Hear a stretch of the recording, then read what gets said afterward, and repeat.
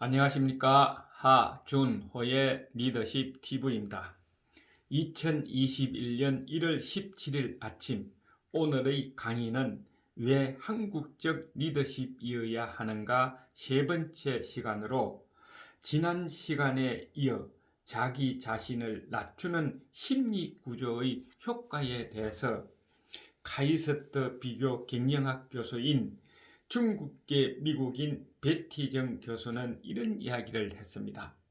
동양인이 자기를 낮추고 상대방을 위해 예의를 갖춘 공문 발송은 받는 사람이나 특히 서양인은 존중받는다는 느낌을 가질 뿐 아니라 보내는 사람을 존중하게 된다면서 자기를 낮추는 것은 나쁘지 않다고 이야기를 했습니다.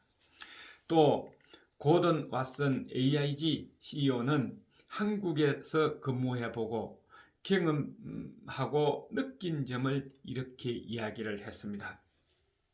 마케팅이나 비즈니스 같은 일부 분야에서는 미국 방식이 최고일 수 있다. 하지만 서비스 매너 또 얼굴을 마주보고 하는 비즈니스 경우에는 한국의 관계 문화 심리 구조 방식이 훨씬 우월하다면서 자기 경험 이야기 몇 가지를 했죠. 동료가 상을 당하면 같이 장례를 치러주고 밤을 새주고 또 부모가 칠순이 되면 부조도 보내주고 그리고 퇴근할 때에 모여 앉아서 회식도 하는 것은 외국에서는 보기 드문 일이라면서 대단히 감탄을 했다는 이야기를 했습니다.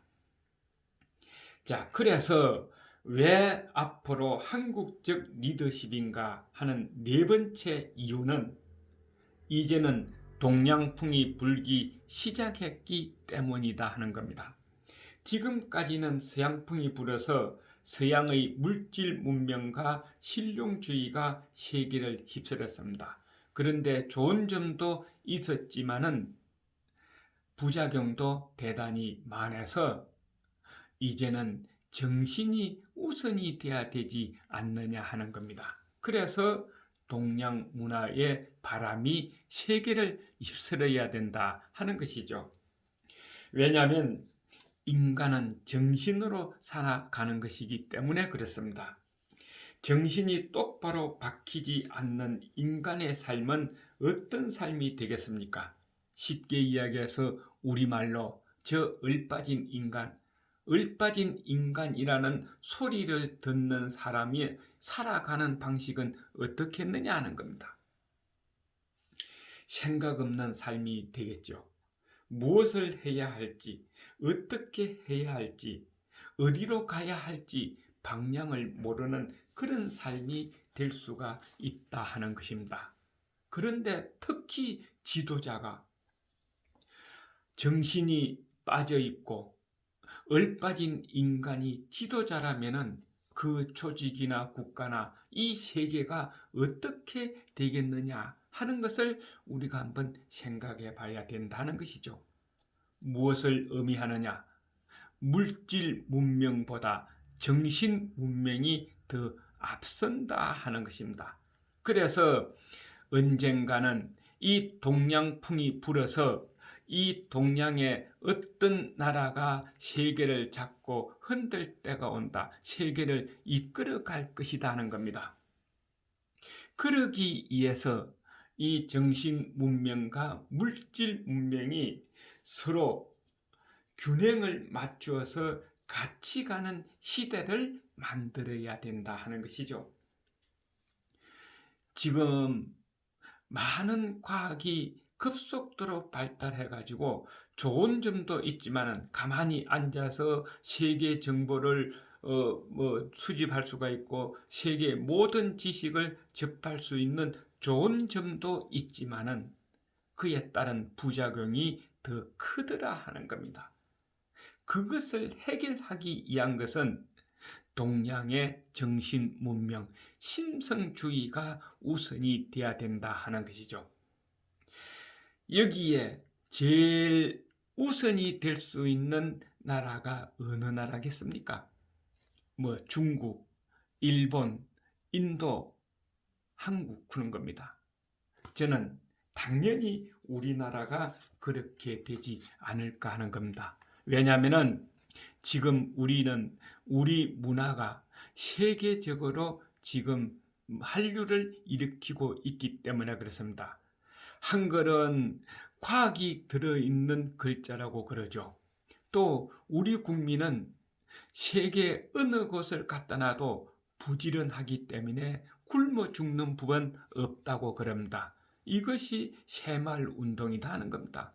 우리보다 못 사는 나라에 새마을 운동이 대히트를 치고 있는 것도 과언이 아니다. 그것뿐만 아니라 노래나 영화나 우리 문화가 세계적으로 한류를 일으키고 있기 때문에 우리가 앞장설 수 있는 기회가 왔다 하는 것입니다.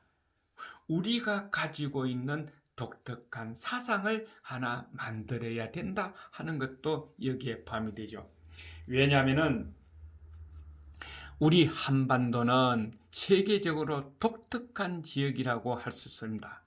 그 하나는 중세 지중해 연안에서 상업적 교역의 길이 열리면서 시작된 자본주의가 영국을 거쳐 오른쪽으로 흘러서 미국, 일본을 지나 우리나라의 남쪽에 있다. 한반도 남쪽에 정착했다는 거죠. 이 자본주의가 남쪽에 정착했다. 자유민주주의 국가가 남쪽에 정착을 했다 하는 겁니다.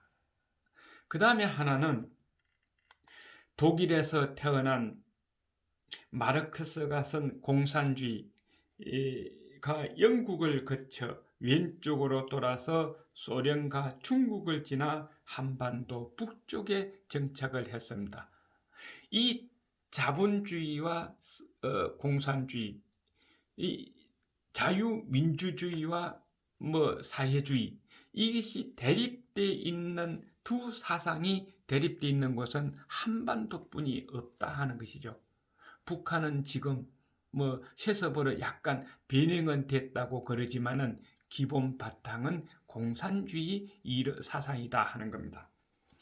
이것을 우리는 해결해야 된다. 이것만 해결하면은 세계를 이끌어갈 수 있다. 그래서 한국인이 전 세계의 정신 문명의 중심국이 됐다가 온다고 해인들은 이야기를 하고 있습니다. 또 탄어 스님께서는 70년대에 이런 예언을 하셨다고 합니다. 세계에 위기가 왔을 때 한국에서 그것을 헤쳐나갈 방도를 제시하는 인물이 나오고 사상이 나온다며 그 이유를 이렇게 설명을 했습니다. 동서의 문명은 하나의 위치다. 천하에 두 도가 없고 성인에게 두 마음이 없다고 그랬습니다. 하늘 아래 두 도가 있을 수는 없다. 두 사상이 있을 수는 없다 하는 것이죠. 그런데 지금 보면은 이것을 해결할 수 있는 지도자가 과연 우리에게 있느냐 하는 겁니다. 여기서 말하는 인재라는 것은 지식이나 학문을 말하는 것이 아니라 도덕과 윤리와 인간미와 상식 등등을 갖춘 정신이 똑바로 박힌 사람, 을빠진 사람이 아니라 정신이 똑바로 박힌 지도자를 의미한다 하는 겁니다. 그런데 왜 우리는 이런 지도자가 없느냐? 가면 갈수록 왜 도덕과 윤리와 인간미가 상식에 어긋나는 그런 지도자만 나오느냐? 그것은 바로 지도자가 자기 지도자로서의 고향을 망각했기 때문에 자기의 욕심만 차리기 때문에 그렇다 하는 것입니다. 지도자는 지도자 고향을 알아야 된다 하는 것이죠. 그 지도자 고향이 어디일까 하는 겁니다. 여러분 한번 생각해 봅시오. 나의 고향은 잘 알고 있습니다. 절대 잊을 수가 없죠. 친구의 고향도 알고 있습니다. 그런데 지도자가 지도자 고향을 모른다면은 어떻게 되겠느냐 하는 것이죠. 제일 먼저 정치 지도자입니다. 여기서 말하는 정치 지도자는 국민들로부터 표를 얻어서 당선된 정치인을 말합니다. 저 지방부터 대통령까지 국회의원, 이걸 말할 것도 없죠. 그죠? 이 정치 지도자의 고향은 국민입니다. 표를 얻어서 당선되기 전까지는 국민이었습니다. 끝나고 나면은 다시 국민으로 돌아갑니다. 그러면은 자기 고향을 위해서 일을 해야 된다.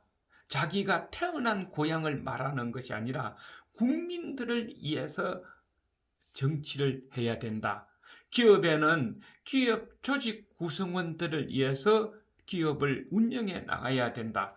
종교 지도자는 신도를 위해서 운영해야 된다. 종교 지도자가 되어야 된다.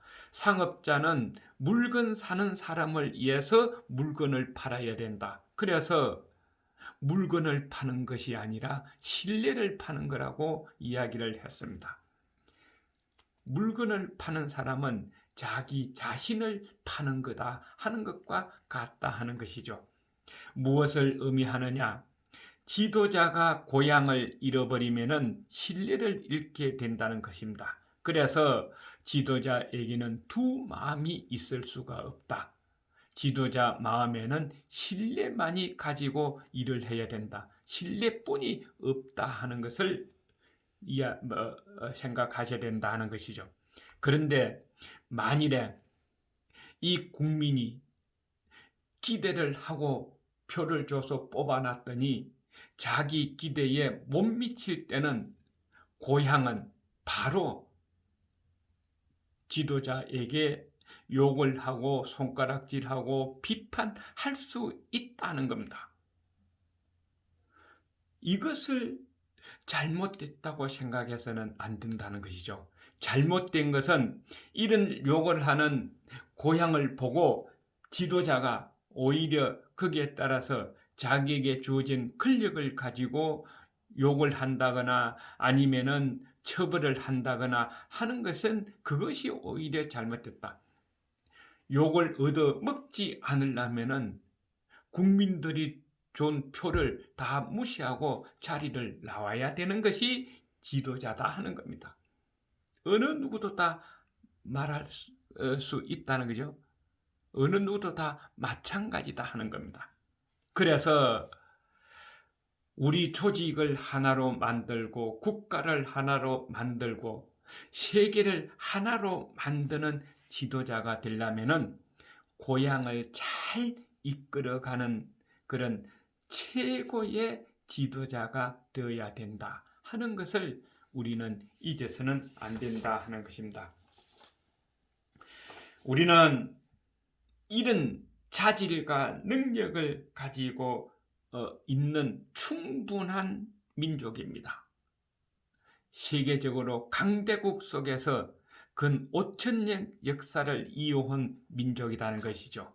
그러니까 우리도 충분히 자질이 있고 세계를 이끌어갈 수 있는 사상을 내놓을 수 있고 그런 분이 있다 하는 것도 한번 생각해 볼 필요가 있습니다. 오늘은 여기에서 끝내겠습니다. 다음 시간에 또 뵙겠습니다. 수고하십시오.